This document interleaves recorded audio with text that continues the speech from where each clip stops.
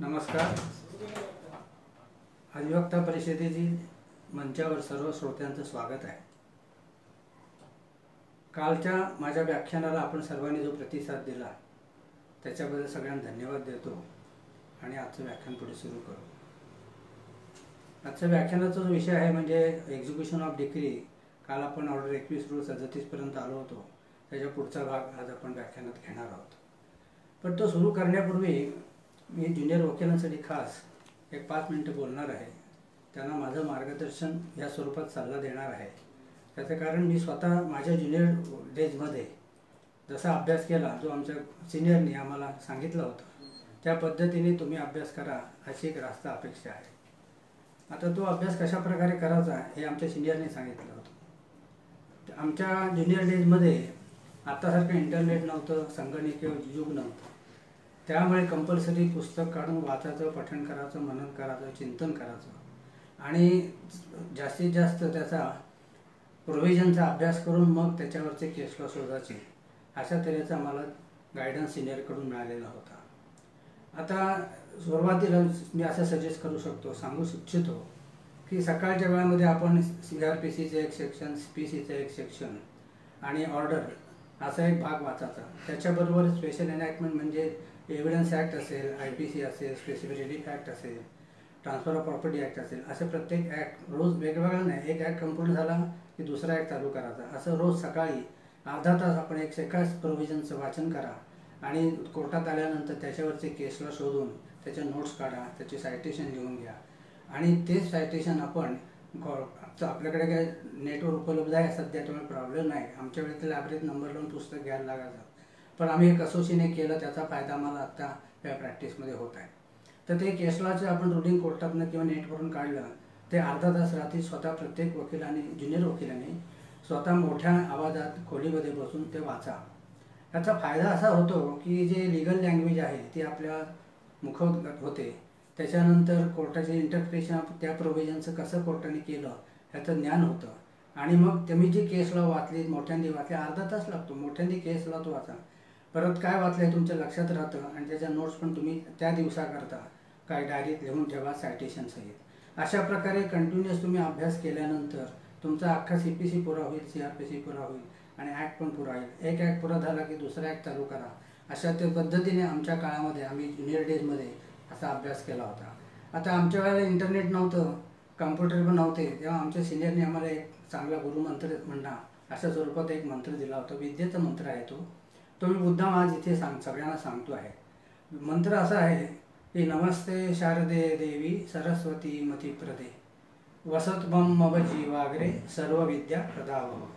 परत एकदा मी म्हणतो, नमस्ते शारदे देवी सरस्वती मतिप्रदे वसतमं मम जीवाग्रे सर्व विद्या प्रदावह. आम्ही वाटलं तर ग्रुपवर नंतर मी मेसेज मध्ये स्वरूपात पाठवेन.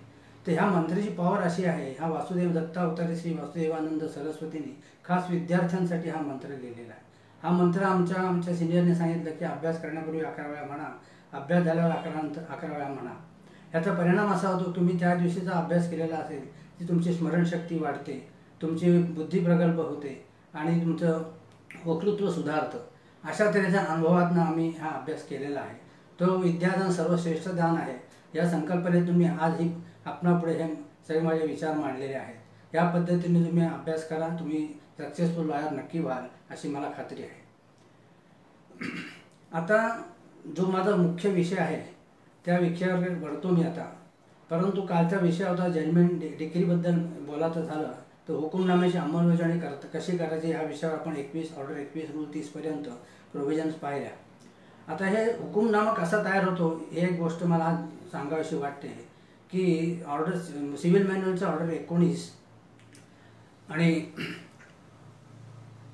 धारा 276 चॅप्टर 19 धारा 276 प्रमाणे हुकुमनामा कोर्टाकडनं तयार केला जातो. आता जजमेंट म्हणजे निकालपत्र आणि हुकुमनामा ह्याच्यात दोन फरक काय आहे. तर निकालपत्र म्हणजे कोर्टाने जे न्याय निर्णय दिलेला असतो ते निकालपत्र परमनंट रेकॉर्ड स्वरूपात कोर्टात असतं आणि त्या निकालपत्राच्या आधारे जो अंतिम आदेश झालेला आहे त्याची अंमलबजावणी होणार असते, म्हणून हुकुमनामा तयार केला जातो. त्या हुकुमनाम्यामध्ये काल सांगितल्याप्रमाणे दाव्याचे पर्टिक्युलर्स असतात. हुकुमनाम्यामध्ये अंतिम आदेश काय आहेत ते त्याच्यात नमूद केलेले असतात आणि त्या आदेशाची सर्टिफिकेट घेऊन नक्कल घेऊन हुकुमनामा करतात. तर प्रश्न असा आहे, तो निकालपत्र हे कोर्टामध्ये वेगळं असतं. हुकुमनामा हा चॅप्टर 19 पॅरा 276 प्रमाणे तयार केला जातो. हे कायद्याची तरतूद आहे हुकुमनामा तयार करायची, आणि त्या आधारे या हुकुमनाम्यामध्ये अंतिम आदेश असतात, त्याची अंमलबजावणीसाठी त्याचा उपयोग होतो. आता अंतिम हुकुमनामा तयार करताना तो निकालाशी सुसंगत असला पाहिजे असंही सिव्हिल मॅन्युअल सांगतं. थोडक्यात असं म्हणणं माझं आहे की हुकुमनाम्याची संकल्पना ही सिव्हिल मॅन्युअलमधनं दृश्य स्वरूपात येते. आता याच्यानंतर ज्या प्रोव्हिजन्स आहेत, ऑर्डर 21 रूल 38 ते ऑर्डर 21 रूल 40 पर्यंत, या निरनिराळ्या प्रकारच्या अटॅचमेंटबद्दलच्या तरतुदी ह्या CPC-मध्ये दिलेल्या आहेत. म्हणजे एखाद्या जजमेंट डेटरला रक्कम वसुलीसाठी दरखास्तमध्ये अरेस्ट करायचं असेल तर त्याला वॉरंट काढलं जातं. वॉरंट काढल्यानंतर त्याला परत कोर्ट अपॉर्च्युनिटी देतं, पैसे भरता का, नाही भरलं असेल तर त्याला सिव्हिल प्रिझनमध्ये टाकलं जातं. आता सिव्हिल प्रिझन टाकण्यापूर्वी डिग्री होल्डरच्यावर कंडिशन्स अशा आहेत की त्या जजमेंट डेटरचं सबसिस्टन्स अलाउन्स या स्वरूपात एक रक्कम कोर्ट फिक्स करतं. म्हणजे थकीत रक्कम किती आहे, किती वर्ष त्याला डिले झाला आहे आणि किती वर्ष थकवलेला आहे, या सर्व गोष्टी जेव्हा विचारात घेऊन मग त्याला सिव्हिल प्रिझनची पनिशमेंट जे देतात ती civil prison टाकण्यापूर्वी degree होल्डरकडून subsistence allowance कोर्टात डिपॉझिट केला जातो. आणि जोपर्यंत तो सिव्हिल प्रिझनमध्ये आहे त्याचा सर्व खर्च डिग्री होल्डरने भरावा लागतो. आणि हा खर्च सर्व पुढे मग त्याच्या दरखास्तीचा खर्च स्वरूपात मग त्याच्याकडनं पुढे वसूल केला जातो. अशा तरतुदी आहेत. त्याच्यानंतर कोर्ट जजमेंट डेटरला आज पण संधी देतो की बाबा तो ह्याचा अर्ज आलेला आहे सिव्हिल प्रिझनमध्ये टाकण्यासाठी. हा अर्ज आल्यानंतर त्याची इन्क्वायरी होईपर्यंत काय कालावधी जाणार असेल तर जजमेंट डेटरकडनं सिक्युरिटी घेऊन कोर्ट त्याला रिलीज करतं आणि त्याला सांगतं या मुदतीत तू पैसे भर. नाही भरलेत तर मग कोर्ट ऑर्डर करताना परत त्याला अरेस्ट पण करू शकतात आणि त्या पद्धतीने मग त्याच्यावर सिव्हिल प्रिझनची कारवाई केली जाते. याच्यानंतरचा महत्त्वाचा मुद्दा असा येतो की या सर्व तरतुदी आहेत, परंतु डिग्री होल्डर रक्कम वसूल होतच नसेल आणि जजमेंट डेटरकडे काय प्रॉपर्टी निश्चित स्वरूपाची आहे ह्याचा जर त्याला उलगडा झाला नसेल तर तो कोर्टाकडे ऑर्डर 21 रूल 41 खाली अर्ज करू शकतो की एक्झामिनेशन ऑफ जजमेंट डेटर या स्वरूपात. म्हणजे जजमेंट डेटरला त्यांनी सत्तेवरून सांगावं की त्याच्याकडे स्थावर जंगम मिळकत काय काय आहे आणि त्याचा त्यांनी खुलासा करावा. या गोष्टीची महत्त्वाची तरतूद अशी आहे की हा जो जबाब जजमेंट डेटर देत असतो तो कोर्टाच्या आदेशाने देत असतो आणि कोर्टाने त्याला शपथ घालून तो पुरावा नोंद स्वरूपात एक्झामिन केलं जातं, म्हणून त्याला फार महत्त्व आहे. आता कधी कधी कोर्ट असं सांगतं की जजमेंट डेटरने ॲफिडेव्हिट द्यावं, त्याच्याकडे काय प्रॉपर्टी ती डिस्क्लोज करावी, अशा तऱ्हेने एक्झामिनेशन होतं. पण याचं महत्त्व असं आहे की हा शपथ ओथ ॲडमिनिस्टर केल्यानंतरचा हा जो स्टेटमेंट असतं हे अत्यंत महत्त्वाचा पुरावा असतो. याचे कॉन्सिक्वेन्सेस असे आहेत की ह्या जर दिलेली माहिती जर जजमेंट डेटरने शपथेवर खोटी सांगितली तो पुढील कायदेशीर कारवाईस तो पात्र होतो. आता ह्याचबरोबर हे कंपॅरिझन करायचं झालं तर ही जी कोर्ट ॲफिडेव्हिटची ऑर्डर करतं ती ऑर्डर 19 खाली ही ऑर्डर येते. जेव्हा एखादा कोर्ट एखाद्या पक्षकाराला शपथेवर तुम्ही ॲफिडेव्हिट द्या अशी ऑर्डर करतो तेव्हा त्याला एव्हिडन्सची व्हॅल्यू खूप आहे, त्याचं महत्त्व खूप आहे. त्याच्यामध्ये त्यांनी कुठल्याही प्रकारे खोटं स्टेटमेंट करू नये अशी अपेक्षा असते. आणि सर्वसाधारणपणे इतर वेळी जेव्हा आपण प्रतिज्ञापत्र सादर करतो, उदाहरणार्थ ऑर्डर 39च्या कामामध्ये सूट प्रॉपर्टी कोणाच्या ताब्यात आहे या संदर्भात वादी पण ॲफिडेव्हिट देतो, त्याचे साक्षीदार पण सांगतात, प्रतिवादी पण देतात, त्याचे साक्षीदार पण ॲफिडेव्हिट देतात आणि तो सांगतो ही मिळकत माझ्या ताब्यात आहे. पण ह्याच्यातला महत्त्वाचा फरक काय आहे तो मी आता आपल्याला सांगतो की हे जे ॲफिडेव्हिट दिले जातात हे विदाऊट कोर्ट ऑर्डर असतात. कोर्टाचे काय आदेश कायद्यात तर CPC ऑर्डर 39मध्ये तरतूद आहे. कोर्टाने प्रामाणिक पोझिशन कोणाचं आहे हे ठरवण्याकरता ॲफिडेव्हिट द्यायची अशी कायद्यात तरतूद आहे. परंतु कोर्टाचा आदेश ह्या कामी झालेला नसतो. या कधी कधी कोर्ट ऑर्डर पण करू शकतं की तुम्ही टेंडर द्या ॲफिडेव्हिट्स, मग त्याचं नेचर ऑर्डर 19 खालचं ॲफिडेव्हिट असं समजलं जातं असा माझा अभ्यास आहे. त्यामुळे ह्या ऑर्डर 41 खाली जे स्टेटमेंट दिलं जातं on oath examination of judgement debtor जे होते ती फार महत्त्वाची असते. त्यांनी ह्या अशा प्रसंगी त्यांनी खोटं स्टेटमेंट करू नये अशा तऱ्हेचं अपेक्षा असते. आता ह्याच्यानंतरच्या महत्त्वाच्या तरतुदी पण आहेत ऑर्डर 21, 42 ते 45 म्हणजे अटॅचमेंट मुव्हेबल प्रॉपर्टी. काल मी थोडक्यात परामर्श घेतला होता. अटॅचमेंट मुव्हेबल प्रॉपर्टीमध्ये पेरिशेबल गुड असतील तर त्या त्वरित विकल्या जाऊन त्याचं सेल्फ प्रोसेस डिग्री होल्डरला दिलं जातं. त्याच्यानंतर शेअर्स आहेत, जजमेंट डेटरला कोणाकडनं कर्ज येणार असेल ते डेट असतील त्याची अटॅचमेंट ह्या पद्धतीने 2146 केली जाते. आता ऑर्डर ह्याच्या व्यतिरिक्त अजून एक सोर्स डिग्री होल्डरला रक्कम वसुलीसाठी दिलेला आहे.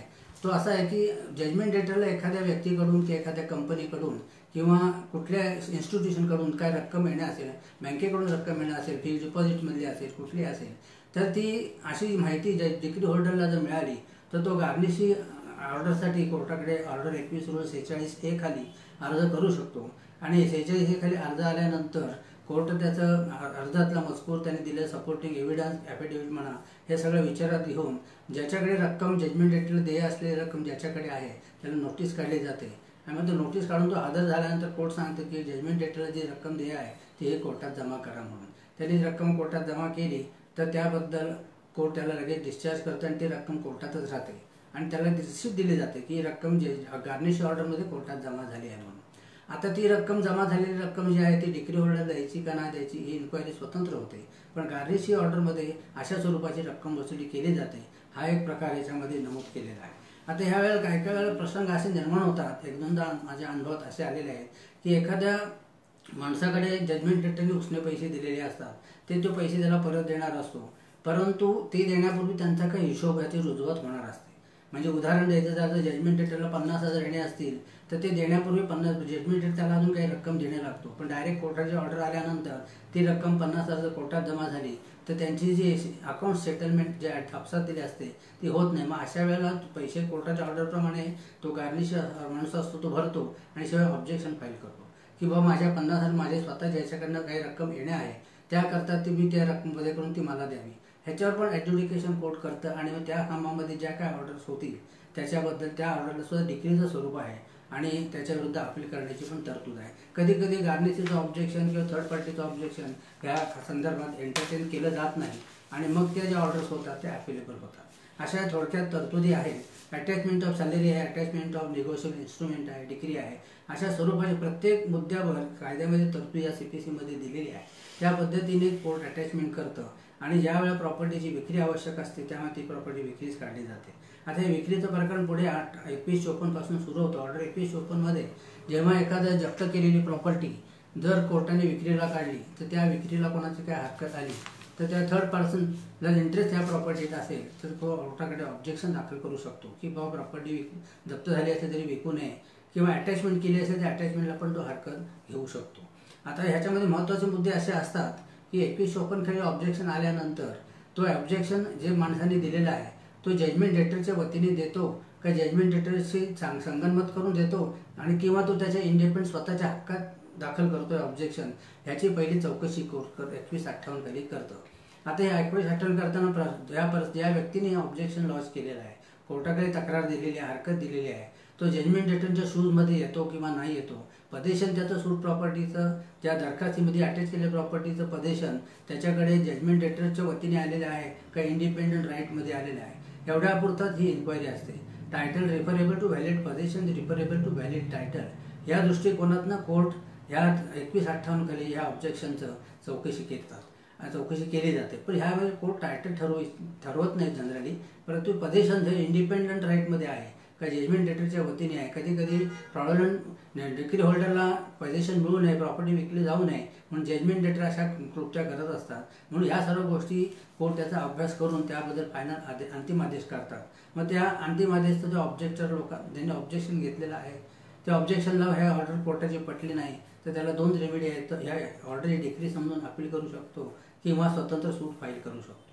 परंतु एक महत्त्वाचा मुद्दा असा आहे की ह्या थर्ड पर्सननी डिक्री होल्डर जजमेंट डेटरची प्रॉपर्टी त्याच्या ताब्यात असताना त्यांनी अटॅचमेंट येण्यापूर्वी किंवा कोर्टाचं नोटीस येण्यापूर्वी सेल कुटुंबीय येण्यापूर्वी स्वतंत्र दावा दाखल केला असेल त्या प्रॉपर्टीबद्दल जजमेंट डेटर विरुद्ध तर मात्र त्याला 2158 स्वतंत्र ऑब्जेक्शन देता येणार नाही.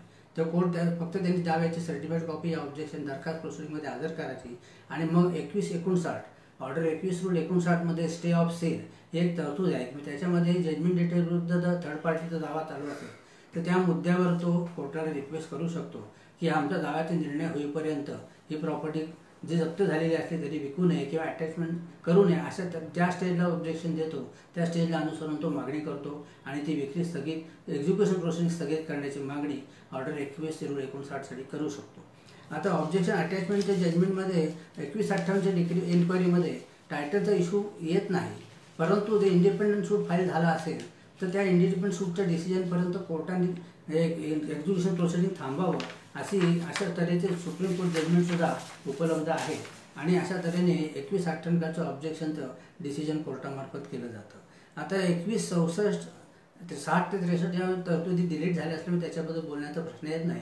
परंतु ऑर्डर 21/64 आणि ते 69 ह्या प्रोसिडिंगमध्ये ऑप्शन प्रोसिडिंगची प्रोसिजर दिलेला आहे.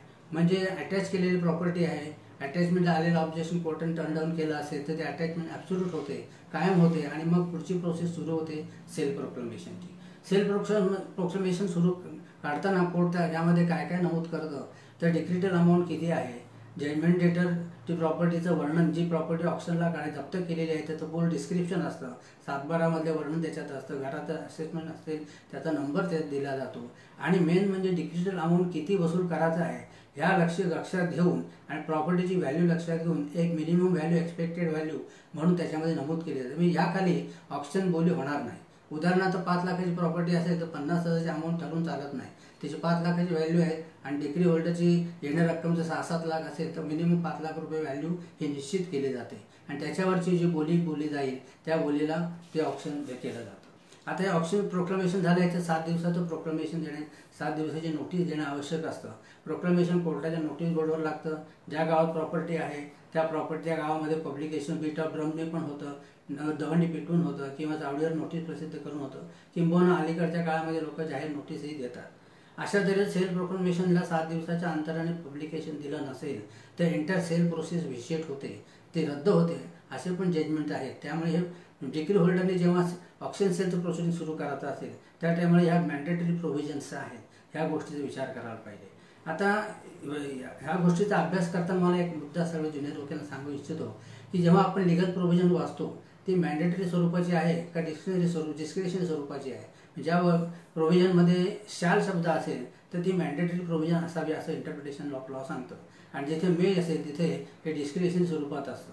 म्हणजे एव्हिडन्स ॲक्ट जर पाहिला आपण तर एव्हिडन्स ॲक्टमध्ये कोर्ट शॅल प्रिझ्यूम, कोर्ट मे प्रिझ्यूम अशा तऱ्हेचं तुम्हाला सेक्शन सापडतील.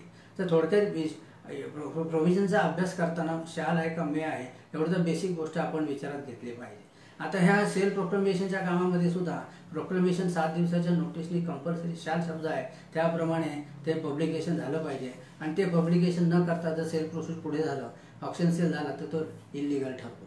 आता ऑप्शन सेलची प्रोसेस जेव्हा 7 दिवसानंतर काय होतं, कोर्ट ऑप्शनसाठी हायेस्ट बीड मागवतो. आता ह्या हायेस्ट बीडमध्ये पहिल्या बीडला म्हणजे पहिली लिलाव विक्री म्हणतात त्याला, त्या टायमाला ह्या प्रॉपर्टीचं कोर्टामध्ये लिलाव सुरू होतो, कोण जास्त बोली देतं. कारण जाहीर नोटीस प्रसिद्ध करायचा उद्देश हाच असतो की निर्णय इंटरेस्टेड लोकांना या प्रॉपर्टी परचेस करण्याच्या दृष्टिकोनातून माहिती व्हावी, त्यांनी ऑप्शनमध्ये भाग घ्यावा या दृष्टिकोनातून हे पब्लिकेशन झालेलं असतं. आणि मग कोर्टाकडे पहिल्या ऑप्शन बीडमध्ये जो हायेस्ट बीड देतो त्याची नोंद केली जाते आणि त्याच्यानंतर मग परत एक सेल पोस्टपोन होतो आणि परत 15 दिवसांनी 1 महिने कोर्टाच्या सोयीने सेकंड बिलसाठी हे ऑप्शन सेल प्रोसिडिंग सुरू होतं. तर सेकंड बिडला पण जो कोण हायेस्ट बीड देईल त्याची नोंद केली जाते आणि लास्टली थर्ड बीड होतं. कदाचित हे थर्ड बीड पण का वेळ येते, सॅटिस्फॅक्टरी अमाऊंटसुद्धा बीड बोलत नाही. मिळकतीची रक्कम जेवढी आहे तेवढी सुद्धा रक्कम त्या बीडमध्ये कोणी बोललं नसेल तर ती विक्री करण्यात काही पॉईंट नसतो, म्हणून सेल पोस्टपोन होतो. किंवा लास्ट ऑपॉर्च्युनिटीमध्ये थर्ड बीडमध्ये ते जर पहिल्या बीडमध्ये ज्यांनी हायेस्ट बोलली, सेकंड बीड ज्यांनी हायेस्ट बोलली, त्याच माणसाने थर्ड बीडमध्ये समजा जास्त रक्कम बोलली असेल आणि या व्यतिरिक्त कोणाचं हायेस्ट बीड आलं नाही तर कोर्ट ते सेल ॲब्सोल्यूट करण्याची प्रोसेस सुरू करतं. अशा तऱ्हेने सेल ॲब्सोल्यूट करताना कोणी थर्ड पार्टीने परत ऑब्जेक्शन घेतलं, कोणी विक्री जजमेंट डेटरने ऑब्जेक्शन घेतलं की विक्री योग्य पद्धतीने झालेली नाही, कमी किंमत आलेली आहे, तर या दृष्टिकोनातून सुद्धा इन्क्वायरी ऑर्डर 21 रूल 90मध्ये केली जाते आणि थर्ड पार्टीचं ऑब्जेक्शन आलं त्याची सुद्धा इन्क्वायरी केली जाते.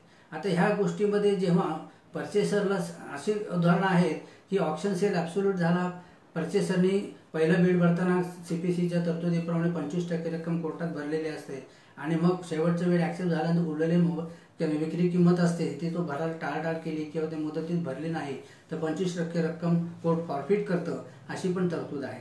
त्याच्यानंतर त्यांनी उर्वरित दिलेल्या मुदतीत सुरुवातीत रक्कम भरली, त्याला सेल सर्टिफिकेट दिलं आणि नंतर लक्षात आलं की हे जजमेंट डेटरचं टायटल डिफेक्टिव्ह आहे तर त्याला परत परचेसरला 2190 आणि त्याच्या पुढच्या तरतुदीनुसार कोर्टाकडे अर्ज करता येतो की ऑप्शन रद्द करा, सेल प्रोसेस झालेलं सेल सर्टिफिकेट रद्द करा कारण जजमेंट डेटरचं टायटल डिफेक्टिव्ह आहे. आता अशा परिस्थितीमध्ये कोर्ट परत त्याची इन्क्वायरी करून सेल झालेला सेल योग्य आहे किंवा नाही, जजमेंट टायटल आहे किंवा नाही ऑर्डर करतं.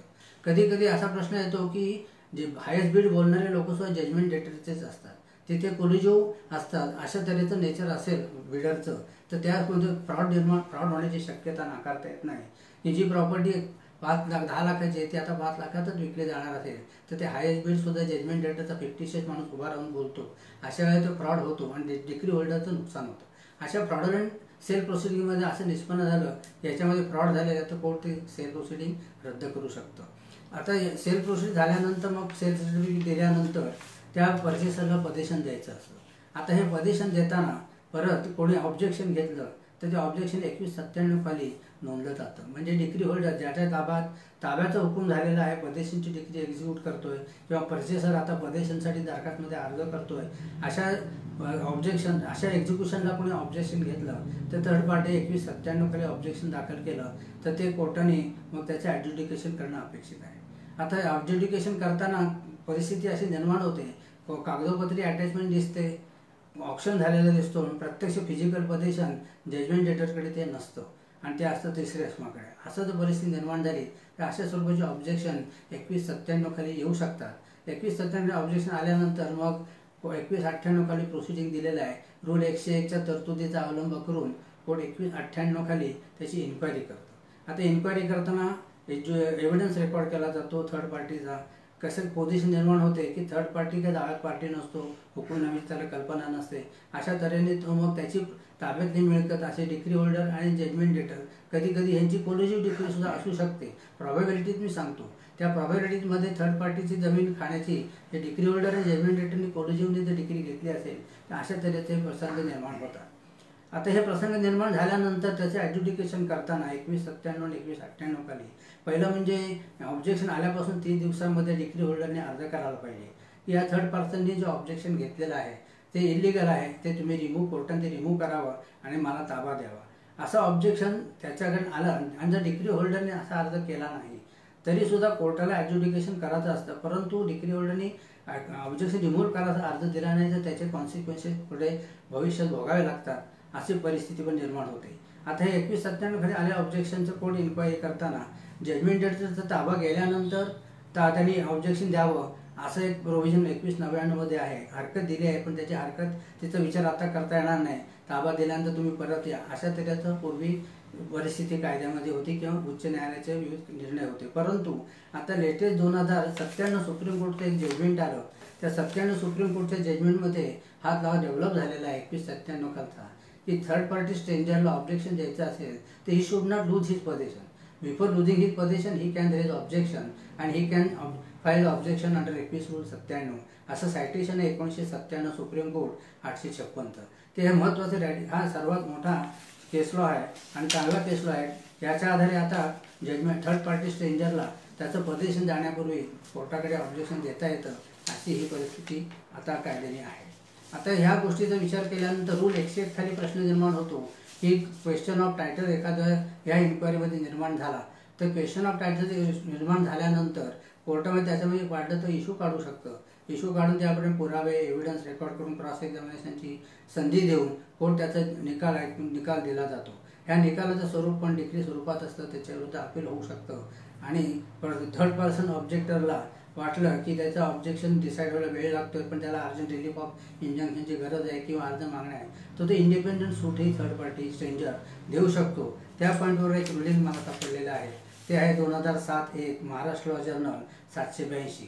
अशी महत्त्वाची 2 रुलिंग आहेत, आपण ते लिहून घ्या. 2007-1 Maharashtra law journal 782 section 47 execution of proceeding separate suit for declaration that the decree was obtained by fraud and injunction against defendant to restrain from executing the decree. अशा नेचरचं सूट हा थर्ड पार्टी स्ट्रेंजर दाखल करू शकतो या रुलिंग प्रमाणे. असे स्वरूप 2197 आहे, 2198, 99 आणि 101 आहे.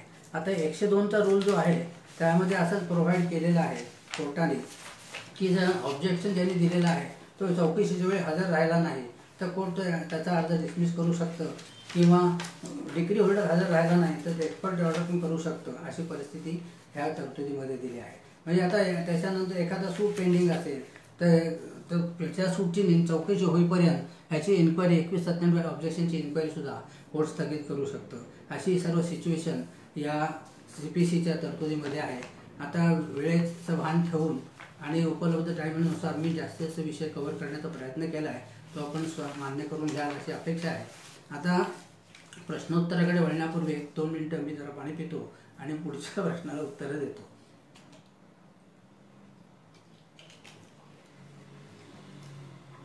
आता प्रश्न माझ्याकडे जे आलेले आहेत ते कालपासूनचे पहिले प्रश्न आले. पहिले प्रश्न आहेत ॲडव्होकेट गौरव लेले यांनी एकंदर आत्तापर्यंत 4 प्रश्न पाठवलेले आहेत. पहिला प्रश्न असा आहे, अंतिम हुकुमनामा कोणी करावा, दिवाणी कोर्टाने का महसूल खात्याने, आणि अंतिम हुकुमनामा तयार झाल्यावर ताबा कोणी द्यावा, बेलिफाने का तलाठ्याने. आता या प्रश्नाचं उत्तर असं द्यायचं झालं की इट इज सेटल लॉ आहे की डिग्री ही करायचं काम दिवाणी कोर्टाचंच आहे. फायनल डिग्री ही कोर्टाकडनंच व्हायला पाहिजे असं माझं मत आहे. तहसीलदार महसूल खात्याचे अधिकारी आहेत, फक्त वाटप तक्ता तयार करून तो अप्रूव्ह करूपर्यंत त्यांचं रोल आहे. 154ची जी कार्यकक्षा जर माझ्या मते बघितली, असं माझं वैयक्तिक मत आहे. मी कोणत्याही ह्याच्यावर मी क्रिटिसिझम करत नाही. माझं वैयक्तिक मत असं आहे की त्यांनी पार्टिशन सजेस्ट केल्यानंतर ते कोर्टाकडे पाठवावं आणि त्याच्यानुसार त्यांनी त्याचं कोर्टाने जे वादी प्रतिवादी ते वाटप मान्य केल्यानंतर फायनल डिग्री ड्रॉ करावी आणि मग त्याचा ताबा तहसीलदार मार्फत त्या प्रत्येक हिस्सेदाराला देण्यात यावा. त्याच्यानंतर वाटपाच्या मोजणी, दुसरा प्रश्न आहे गौरव लेले यांचा, वाटपाच्या मोजणीसाठी गेलेले प्रकरण मोजणी करून किती दिवसाच्या आत रिपोर्ट दिवाणी कोर्टाकडे पाठवायचा असतो, असं त्याला स्पेसिफिक माझ्या वाचनात तरी कुठे तरतूद आढळली नाही. पण ॲज अर्ली ॲज पॉसिबल त्यांनी रिपोर्ट द्यावा अशी अपेक्षा असते. आणि आतापर्यंतच्या अनुभवापर्यंत अनेक स्मरणपत्र पाठवून सुद्धा कोर्टाला वाटप प्रकरण वेळच्या वेळी येत नाही, हे आम्हाला सर्वांना माहिती आहे.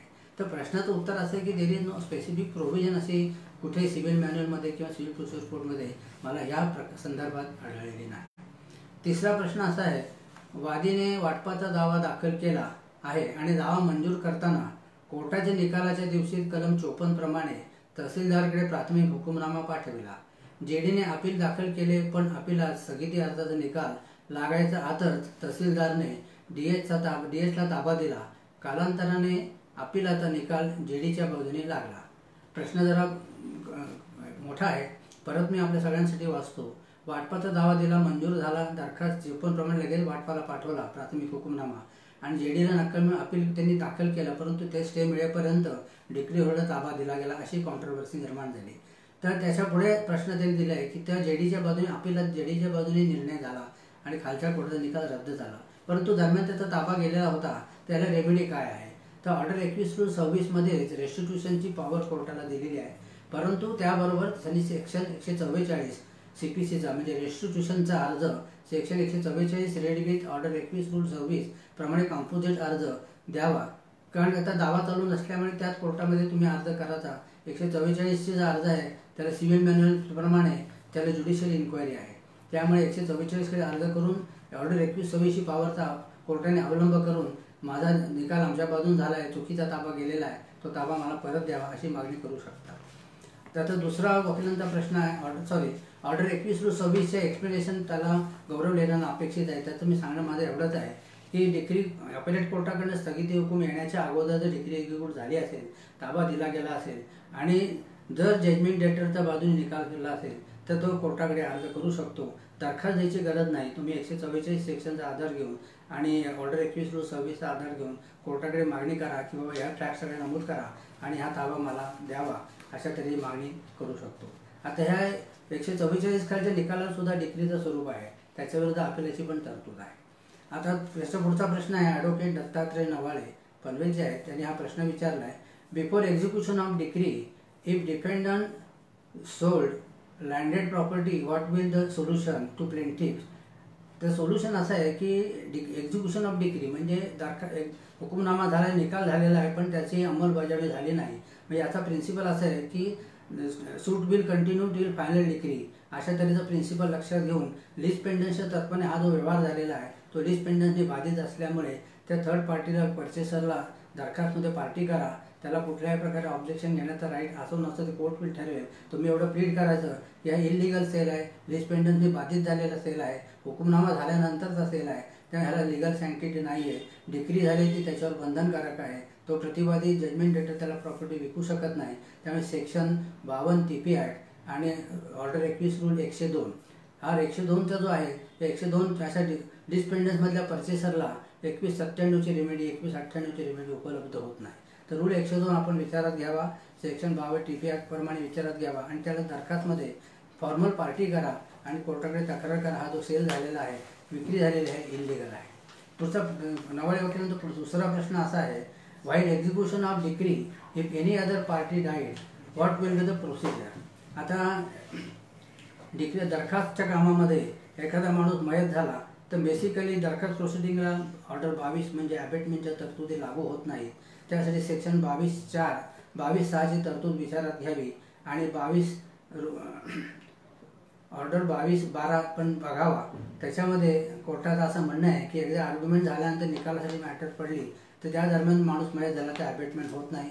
आणि शिवाय 22(12) अशी तरतूद आहे की एक्झिक्युशन प्रोसिडिंगला 22(3), 4, 5 या तरतुदी लागू होणार नाही.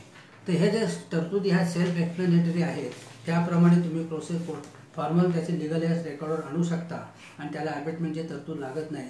शिवाय सेक्शन 52 CPC हा पण महत्त्वाचा आहे की सेक्शन 52 CPC मध्ये कोर्टाने अशी तरतूद केली की एक्झिक्युशन प्रोसिडिंगमध्ये मयत झाला असेल तर त्याचे वारस आणण्यासाठी तरतूद दिलेली आहे, कोर्टाने तशा पॉवर दिलेल्या आहे. आता पुढचा प्रश्न आहे ॲडव्होकेट निकेत चवरकर. दाव्याच्या दरखास्तीमध्ये दाव्यात पक्षकार नसलेल्या व्यक्ती त्यांचे दावा मिळकत हितसंबंध असल्यामुळे हजर होऊन बाजू मांडू शकतात का? अशा वेळी त्या व्यक्तींना काय अधिकार असतील? अशा परिस्थितीत कोर्ट हुकुमाची बजावणी करू शकतो का? आता दरखास्त म्हटल्यानंतर दावा तर प्रलंबित नसतो.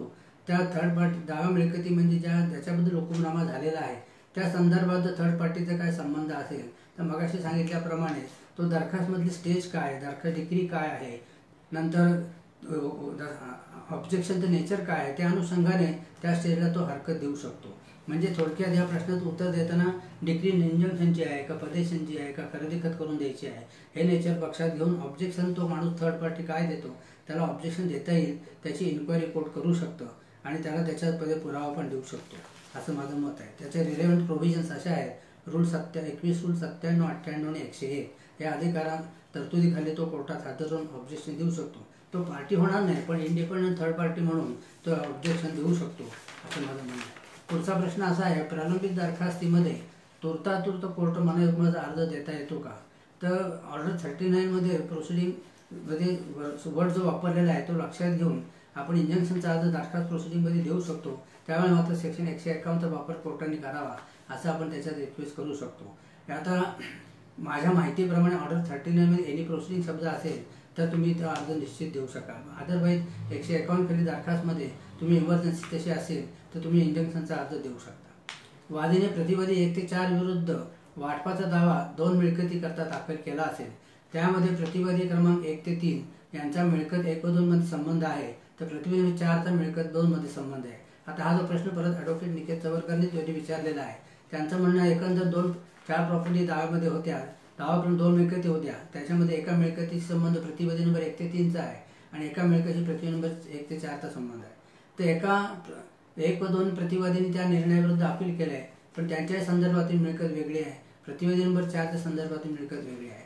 तर आता पुढचा प्रश्न असेल त्या अनुषंगाने कोर्टाने दावा मंजूर केल्यानंतर प्रतिवादी क्रमांक 4ने अपील दाखल केले असेल, या कारणाने सदर दरखास्तीमध्ये दोन्ही मिळकतीच्या वाटपाची अंमलबजावणी स्थगित होईल का? तर त्याचं उत्तर नाही आहे. कारण ज्या मिळकतीपुरता अपील झालंय त्या मिळकतीपुरता स्थगिती येईल, पण जे मिळकत अपीलाचा विषय नाही त्या मिळकतीपुरता स्थगिती येणार नाही, मिळू शकत नाही. नंतर त्यांचा प्रश्न असा आहे की कोर्टाने यांना स्थगिती देऊ नये असा डिग्री होल्डरने अर्ज करावा का? तर माझं म्हणणं असं आहे की ज्या हुकुमनाम्याला अपील कोर्टाकडून स्थगिती मिळणारच नाहीये त्या संदर्भात निगेटिव्ह रिलीफसाठी अर्ज करण्याची गरज नाही. कारण कोर्ट जर प्रतिवादीने हरकत दिली आणि प्रॉपर्टी एक्झिक्युशनला काढली वादी डिग्री होल्डरनी तर मात्र तुम्ही स्टेचा अर्ज द्या. प्रश्न असा येतो ह्याच्यामध्ये की डिग्री होल्डरनी त्यासाठी अर्ज करायची गरज नाही की हे दरखास्त काम स्थगित करू नये अशा मागणीसाठी हा अर्ज देण्याची गरज नाही. कारण ज्या हुकुमनाम्याला अपील कोर्टाकडून स्थगिती आलेली नाही त्या अपीलाला तिथे स्थगिती मिळण्याचा प्रश्नच येत नाही. मला वाटतं हे माझं एक्सप्लेनेशन आपल्याला पटेल. काही शंका असेल तर मग पर्सनली भेटेल तर बोलू. पुढचा प्रश्न असा आहे, ॲडव्होकेट रोहन मेहता महाड यांनी मला प्रश्न असा विचारलेला आहे, expertise order pass in suit decreed after hearing expertise but defendant died before pronouncement of judgment of suit, can such decree can be executed? प्रश्न असा आहे की जजमेंट येण्यापूर्वी प्रतिवादी मयत असेल तर एक्झिक्युशन डिक्री करतानाच कोर्ट त्याचा विचार करेल. जजमेंट होण्यापूर्वी प्रतिवादी म्हणजे आर्ग्युमेंट स्टेज एव्हिडन्स पुरा झालेला आहे, आर्ग्युमेंट झालेला आहे, 22(6) तरतूद लागू झाली असेल तर कोर्ट जेन्युइन प्रोनाऊन्स करेल की ते अबॅटमेंटचा प्रश्न येणार नाही. त्याच्यानंतर मग 57 सेक्शन CPCचा लक्षात घेऊन दरखास्तमध्ये तुम्ही त्याचे वारस आणू शकता आणि त्या हुकुमनाम्याची बजावणी करू शकता. पण ह्या दोन गोष्टी आपल्याला एक्झिक्युटिव्ह कोर्टात सॅटिस्फाय करायला लागतात की ह्याचा मृत्यू कोर्टाचा आर्ग्युमेंट विरोधनामा काढायचा, आर्ग्युमेंट स्टेज आर्ग्युमेंट ओव्हर झालेला आहे असं दाखवायचं आणि त्याच्यानंतर जजमेंट झालेलं आहे आणि अशा परिस्थितीमध्ये अबॅटमेंट तरतूद लागू होत नाही. फक्त 57 सेक्शन लक्षात घेऊन त्याचे वारस रेकॉर्डवर आणून कोर्ट दरखास्त काम पुढे चालू करता येईल. दुसरा प्रश्न त्यांनीच विचारला ॲडव्होकेट रोहन मेहता यांनी. Suit for partition is decided and execution of decree is possible in case without taking final decree. आता मुळात पार्टिशन डिक्री काल मी एक्सप्लेन केलं. ॲग्रिकल्चर लँड धारावाली जमीन धारा असेल तर त्याचं कंपल्सरी वाटप सेक्शन 54 प्रमाणे CPC प्रमाणे कलेक्टर मार्फत होणार आहे. पण ज्या मिळकती धारा नसेल, धारा माफी असेल किंवा घर मिळकत असेल तर त्याचं वाटप कोर्ट कमिशन मार्फत कोर्टाच्या दरखास्तमध्ये कोर्ट कमिशन नेमून वाटप सजेस्ट केलं जातं. पुन्हा मी इथे एक पॉज घेतो की कलेक्टरने सजेस्ट केलेलं वाटप असो किंवा कोर्ट कमिशनने सजेस्ट केलेलं वाटप असो, ह्याच्या संदर्भात अंतिम हुकुमनामा कोर्टाने केल्याशिवाय त्या संबंधित पक्षकाराला ताबा मिळत नाही, अशी सेटल पोझिशन आहे. त्यामुळे तुमच्या प्रश्नाचं उत्तर असं आहे की एक्झिक्युशन टिल द पार्टिशन सजेशनपर्यंत एक्झिक्युशन होऊ शकतं, पण त्याचा ताबा फायनल डिक्री झाल्यानंतरच मिळेल असं माझं मत आहे. आता ॲडव्होकेट विनोद घायाळ यांनी एकंदर 4 प्रश्न विचारले. प्रत्येक प्रश्नाचं मी स्वतंत्रपणे उत्तर देतो. पहिला प्रश्न असा आहे, शेतजमीन मिळकतीबाबत साठे करार झाल्यानंतर दावा दाखल करण्यात आला. तो एक्सपार्टी होऊन कोर्टाने मंजूर केला. दरम्यानच्या कालावधीत करार करून देणाऱ्याने दुसऱ्यास विक्री केली तर हुकुमनाम्याची अंमलबजावणी दुसऱ्या खरेदीदाराला मूळ दाव्यात पक्षकार नसताना करता येईल का? त्याचं उत्तर हो आहे. साधं उत्तर आहे की लीज पेंडन्सच्या तत्वाने हा विक्री व्यवहार बाधित आहे. स्पेसिफिक परफॉर्मन्सची डिक्री झाल्यानंतर खरेदीखत होईपर्यंत सूट कंटिन्यू असतो, त्यामुळे ती विक्री इलिगल ठरते. लीज पेंडन्सनी बाधित आहे, ती सेक्शन 52 TP ॲक्टच्या लीज पेंडन्स बाधित आहे. परत त्याला रूल ऑर्डर 21 रूल 102 लागू होईल आणि त्या फक्त त्याला परचेसरला तुम्ही दरखास्त अर्जामध्ये मागणी करा की लीज पेंडन्सनी बाधित झालेला व्यवहार आहे, तो कायदेशीर नाही, त्याला फक्त फॉर्मल पार्टी करण्यात आलेला आहे, त्याच्याबद्दल वेगळा स्वतंत्र मागणी करायची गरज नाही. तुम्हाला मूळ दावा मिळकतीचं खरेदी खत करून मिळेल. मात्र तुम्ही खरेदी खतामध्ये त्या सबसिक्वेंट परचेसरला पार्टी करा आणि मूळ जजमेंट डेटरच्या व्हेंडरसोबत त्यालाही व्हेंडर करून घ्या, अशी माझी सजेशन आहे. दुसरा प्रश्न असा आहे, वाटपाचा दावा दाखल करण्यास आला त्यावेळी असणारे घर नंबर व वर्णन दाव्याच्या अंतिम निकालाच्या वेळी बदलते. अगर जुने घर म्हणून नवीन घर बांधले जातात तर वाटपाच्या हुकुमनाम्याची अंमलबजावणी कशी करावी?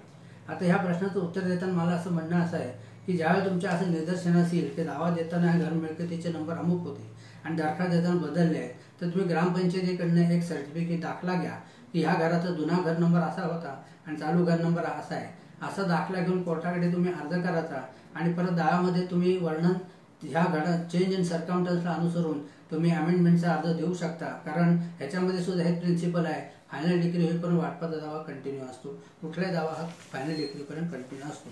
त्यामुळे तसे दाखला घेऊन ग्रामपंचायत दाखला घेऊन आपण अमेंडमेंटसाठी अर्ज करा आणि अमेंडमेंट केल्यानंतर कोर्टाकडे रिक्वेस्ट करा की पजेशन वॉरंट किंवा वार्टिशन करताना किंवा फायनल डिग्री करताना या नवीन घराचे नंबर त्याच्यात नमूद करा. आणि न्यू कन्स्ट्रक्शन केलं असेल तरी सुद्धा हेच प्रोसिजर आहे की जुन्या घर नंबरच्याच कन्स्ट्रक्शन जागी नवीन घर बांधलं असेल तर ग्रामपंचायतीला नवीन नंबर दिला असेल किंवा जुना नंबर दिला असेल ग्रामपंचायत दाखला घ्या. आता हे बांधकाम दरखास्त चालू असताना किंवा हुकुमनामा झाल्यानंतर जर प्रतिवादी जेडीने केला असेल तो स्वतःच्या जबाबदारीवर करतो, ते रिस्क कॅरी करतो. त्यामुळे त्याच्याबद्दल त्यांनी नवीन घर बांधलं म्हणून डिग्री होल्डर जी डिग्री मंजूर झालेली आहे ते राईट जात नाही, त्यामुळे त्याचा नंबर देऊन त्याचं एक्झिक्युशन करू शकता. तिसरा प्रश्न असा आहे, ॲडव्होकेट विनोद घायाळ यांचा तिसरा प्रश्न असा आहे, वाटपाचा दावा निकाल झाल्यावर दरखास्तीच्या वेळी काही पक्षकार मयत होतात, मात्र त्यांच्या वारसांची नावे व पत्ते ते परदेशात अगर परराज्यात असल्यामुळे मिळत नाही तर काय करणार? तर त्याला उत्तर असं आहे की आपण थ्रू एम्बसी मार्फत माहिती मिळवू शकता असाल तर माहिती मिळवा. पत्ता माहिती नाव माहिती असेल तर पत्ता एम्बसीच्या मार्फत मिळवा. थ्रू एम्बसी तुम्ही कोर्टाच्या रिक्वेस्ट मदत घेऊन एम्बसी मार्फत समन्स बजावणी नोटीस करू शकता. पण अजिबातच त्यांचा सोर्स काही मिळाला नाही, नावं पण मिळाली नाहीत, माहिती मिळाली नाही. ते CPCमध्ये 22 रूल 4A खाली मयत झालेल्या माणसांच्या संदर्भात ऑर्डर 22 रूल 4A खाली एक तरतूद आहे की ज्यावेळेला लिगल हेल्थ सापडत नाही कारण काही असो, त्यांची माहिती मिळत नाही किंवा वारस मयत झाले असतील, काही कारण असेल तर त्यांची लिगल एज अवेलेबल होत नसतील, तर कोर्टाच्या सुप्रिटेंडंटला कस्टोडियन गार्डियन म्हणून नेमणूक करायचा अर्ज द्यायचा आणि तुमची दरखास्त एक्झिक्युशन करून घ्यायचं. आणि मग ती जजमेंट डेटरकडे जी प्रॉपर्टी राहील त्याचे कस्टोडियन जजमेंट डेटर त्या कोर्ट ऑफ ऑफिसरकडे राहतं आणि तो जजमेंट डेटर वारस कधी येते ते क्लेम करते. पण डिक्रीचं काम एक्झिक्युशन थांबत नाही. 22(4) याचा तरतुदीचा अवलंब करून तुम्ही एक्झिक्युशन चालू करू शकता, असं माझं मत आहे. आता शेवटचा प्रश्न असा आहे, साठे कराराच्या अंमलबजावणीसाठीचा दावा मंजूर झाला, दरम्यानच्या काळात मूळ मालकाने मिळकत महाराष्ट्र शासनाने संपादन केल्यावर रक्कम घेतली तर हुकुमनाम्याची अंमलबजावणी कशी करणार, असा प्रश्न आहे. आता ह्याला प्रश्न असा येतो की कराराची अंमलबजावणीसाठी दावा मंजूर झाल्यानंतर खरेदी खत होईपर्यंत या जजमेंट डेटरचं टायटल काही नष्ट होत नाही. जेव्हा खरेदी खत होईल तेव्हा जजमेंट डेटरचं टायटल संपुष्टात येणार आहे.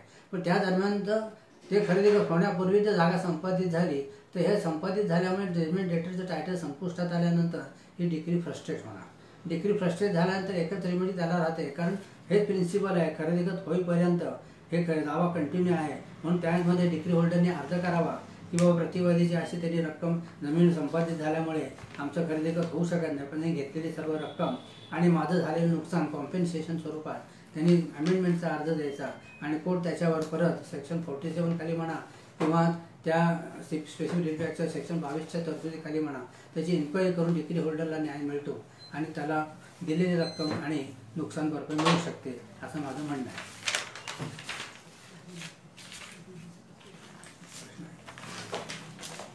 आता झालेल्या व्याख्यानासंदर्भात माझ्याकडे मी 3-4 रुलिंग काढलेली आहेत, या देतो आणि मग त्याचे वाढीव प्रश्न काय आले त्याचे उत्तर देतो. आता ऑर्डर 2154 मध्ये पब्लिकेशन ऑफ सेल ही इसेन्शियल आहे, नाहीतर सेल इनव्हॅलिड होतो. त्याच्यावर 1965 आंध्र प्रदेश 215 असं एक रुलिंग आहे. ऑब्जेक्ट 2158 खाली objector had file first suit and then no objection under 50, म्हणजे ऑब्जेक्शन देणाऱ्या माणसाने जर दावा आधी दिला असेल तर त्याला 2158 खाली देता येत नाही. त्याचं सायटेशन या 65 मध्ये डिस्क्राईब केलेलं आहे. दुसरं रुलिंग असं आहे 1971 AIR 1971 Bombay 94 AIR 1971 Bombay 94 objection title with reference in पदेशन can be seen, म्हणजे हे इन्क्वायरी 97ची असो 98 खालची असो 58 खालची असो पदेशन रिफरेबल टू टायटल आहे की नाही एवढंच कोर्ट बघतं. त्याच्यानंतर रूल 58 खाली जे ऑब्जेक्शन येतात ते मॉर्गेज डिक्रीला ॲप्लिकेबल होत नाही. मॉर्गेज डिक्री म्हणजे मॉर्गेज आणि मॉर्गेजमधली डिक्री आहे, त्याच्यामध्ये रिडम्पशन ऑफ मॉर्गेज किंवा पेमेंट ऑफ मॉर्गेज मनी ह्या संदर्भात जे एक्झिक्युशन असेल त्याला 58 खाली ऑब्जेक्शन देता येत नाही. 1962 AIR 1962 ओरिसा पेज 69 या न्यायनिर्णयात असं नमूद केलेले आहे, objection can be decided under section 47 if issue of benamis arise. म्हणजे मला सांगायचं आहे की ऑब्जेक्शन दिलं असेल आणि त्यामध्ये जर बेनामी ट्रान्झॅक्शन किंवा बेनामीचा व्यवहार निष्पन्न होत असेल तर ती इन्क्वायरी 47 खाली कोर्ट करून त्याचं नेचर ऑफ इन्क्वायरी वाढवू शकतं. अशा तऱ्हेचं हे रुलिंग 1962 ओरिसा पेज 69 कडे आहे. त्याच्यानंतर inquiry for possession but not title, हे जे मी आता मागाशी सांगितलं त्याच्या रूल 58 संदर्भात एक बॉम्बे हायकोर्टचं रुलिंग आहे AIR 1959 बॉम्बे पेज 87. रिपीट करतो, AIR 1959 बॉम्बे पेज 87. यामध्ये फक्त कोर्ट पदेशन थ्रू जजमेंट लेटर आहे का इंडिपेंडंट पदेशनमध्ये आहे याचा चौकशी करतं, टायटलचा विषय येत नाही. त्याच्यानंतर ही decision will amount to decree and appeal will lie, म्हणजे 58 खालची इन्क्वायरी असेल 97 खालची इन्क्वायरी असेल रूल 101 खाली डिसिजन दिला असेल तर 86 ओरिसा AIR 1986 ओरिसा 170 असं सांगतं की हे डिक्री आहे आणि त्यावेळेला अपील करता येतं. त्याच्यानंतर अजून एक महत्त्वाचं रुलिंग आहे, if objection is rejected and not dismiss, म्हणजे फरक समजून घ्या. थर्ड पार्टीने ऑब्जेक्शन दिलं आहे 97 खाली दिलं असेल 58 खाली दिलं असेल पण ते समोरले रिजेक्ट झालं असेल तर ती डिक्री होत नाही, त्याच्यावेळेला अपीलाची तरतूद नाही. परंतु तेच ऑब्जेक्शन कोर्टाने मेरिटवर पुरावे नोंदवून ते मेरिटवर त्याचा डिसिजन दिला असेल आणि तो डिसमिस केला असेल तर मात्र ते डिक्री होते आणि अपील होतं. त्याचं सायटेशन असं आहे AIR 1984 केरळा 237. आता शेवटची 2 रुलिंग आहेत ती पण महत्त्वाची आहे.